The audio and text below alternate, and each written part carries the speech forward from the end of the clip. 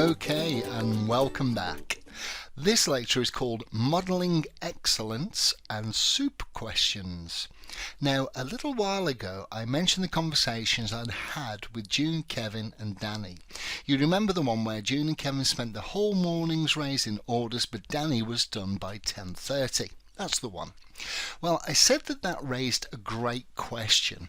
Why is one person completing a task a full 90 minutes faster than her peers?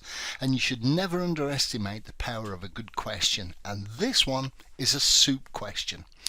Now, if you don't know what a soup question is, in the movie Finding Forrester, Sean Connery plays William Forrester, an author who published one great novel and then became a recluse. Now, he meets Jamal, a young savant played by Rob Brown, and early on in their relationship, Forrester asks Jamal to stir his soup, which is on the stove. Now, Jamal asks why, and Forrester explains that it is so a skin will not form. Now, Jamal has learnt something he can apply to all soups, and perhaps a bunch of other things too. Now, a few moments later, Jamal asks a personal question. Do you ever go outside? And Forrester explains, the object of a question is to obtain information that matters to us. That's my best Sean Connery impression. Now, in answering the personal question, nothing that mattered would be learned, unlike the soup question. Great movie. If you haven't seen it, you should. So, back to Danny. My first thought was that this was perhaps a volume thing. Was Danny raising fewer orders than her peers? Now, a quick check demonstrated that this was not the case. The numbers showed that she was routinely processing 20 to 30% more, which in itself was interesting. So my second thought was maybe it was complexity, because different levels of spend required a different order process. But the stats across the week showed little difference in the mix between the three. So I did what I normally do when I don't understand something. I asked her if I could sit with her for 10 minutes so she could talk me through how she raised orders, which she was happy to do. Now, her first step was to sort them by value. That way she could do all of her sub £100 orders first, which is one process, then her sub £500 orders, a different process, and finally her sub £1,000 orders, a third process. Well, that made sense because chunking is a well-known method to increase efficiency, so I noted that down. Now, the next thing she shared with me was that we always added some text to purchase orders, a disclaimer of some kind. Now, it was a short paragraph which for some reason was not filled in automatically by the system. Maybe we'd added it after we'd had the system installed or something. Anyway, she had this paragraph of text in a text file on her desktop. So when she began her ordering, she just opened the file, copied the paragraph to her clipboard and just hit paste on every order she did.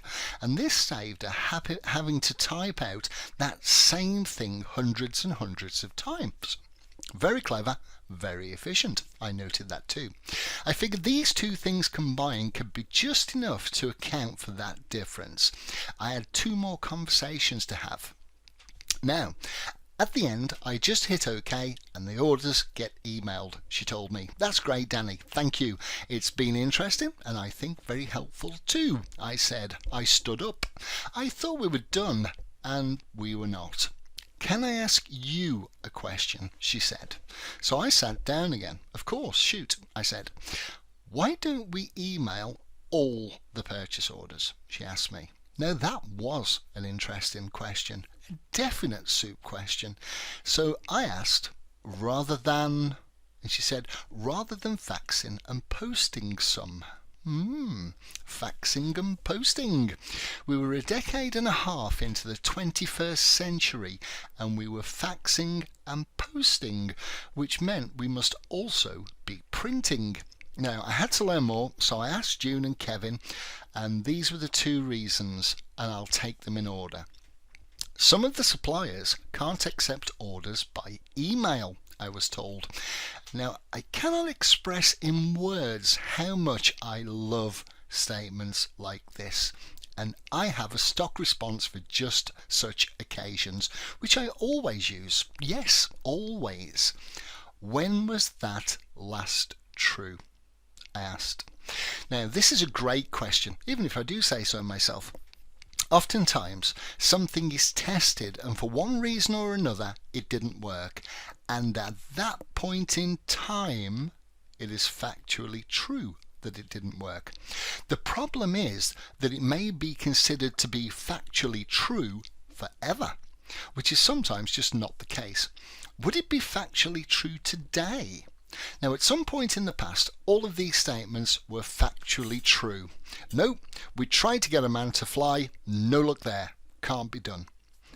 It's physically impossible for a man to run a mile in 4 minutes.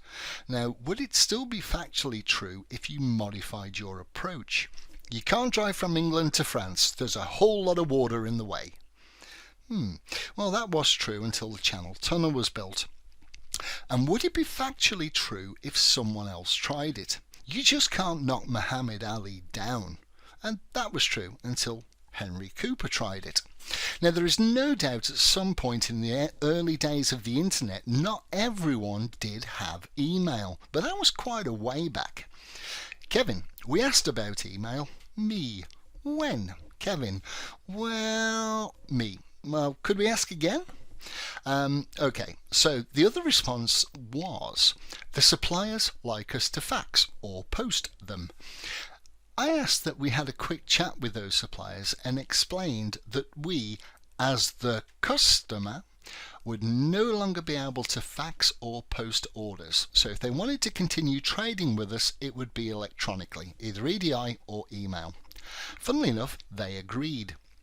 Anyway, I primed the team that Danny had found an excellent way for them to save a bucket full of time and make their lives easier, and that she was going to lead a bit of training to share her findings, which she did.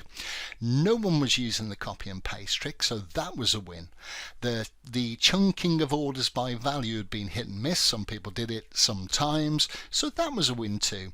It was mostly a great success. Mostly because not everyone embraced the change. Now, I have 1,000 ways to get someone to do what I need them to do. I'm exaggerating. I have 47 actually. I usually start with the gentlest. I'd rather get someone thinking for themselves and come up with their own solutions. Now, sometimes I will guide people in the direction of the solution and let them take the rest of the steps themselves.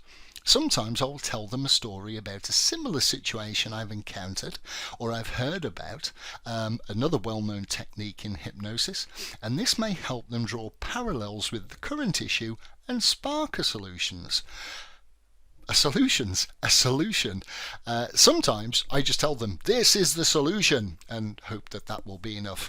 Now, my last resort is to be dictatorial. But sometimes when you've tried the nicer approaches, that's all that's left. Now, in this instance, with one person, being a leader didn't work. The truth was that over the years, that person had found ways to expand the tasks to fill the days, to prevent more boredom in all likelihood. The suppliers didn't like having the orders faxed. They couldn't understand why we did it, but hey, the customer's always right, right? He liked faxing orders. That individual could eke out the ordering by printing off some of the orders and then spending 20 minutes at the fax machine. He faxed orders because it helped to fill his day. Now, I had to adopt the manager role, for want of a better phrase, and explain that this was not a request. A better solution had been found and everyone was going to work the same way. If an even better way was found, we would do that, but no one would be printing or faxing or posting any longer. Okay, happy thoughts. When you have multiple people doing the same role, it's always a good idea to check if anyone is outperforming the others, either in speed or accuracy. If you find that this is the case, you certainly need to ask why. If they have a better way, adopt it. Some call it modeling excellence, but you could just call it copying. I think that just about covers time, so let's take a look at our second T, tools. I'll see you in the next lecture.